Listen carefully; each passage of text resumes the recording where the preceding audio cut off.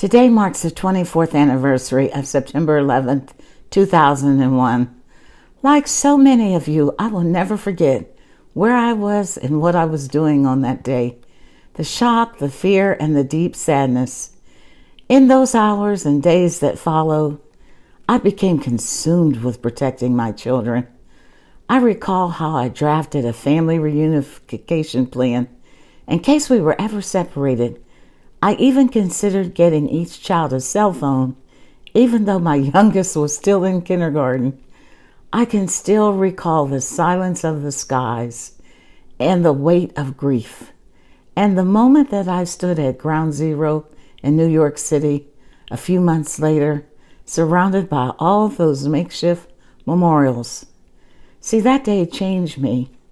I already knew how fragile life is as a physician, but it really made me think about how important it is to make every moment count.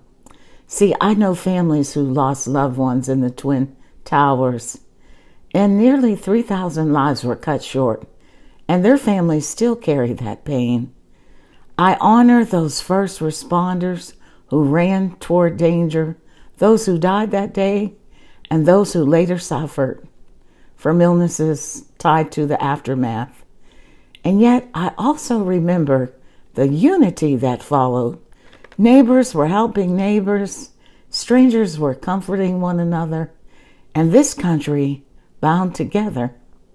But it feels very different today. Before, the terror that we faced was external, and now the terror is within us. As I pause to remember, I think about how life has changed. My children are grown now, and I think about the world my grandchildren are inheriting, so different from the ones that their parents knew in middle school.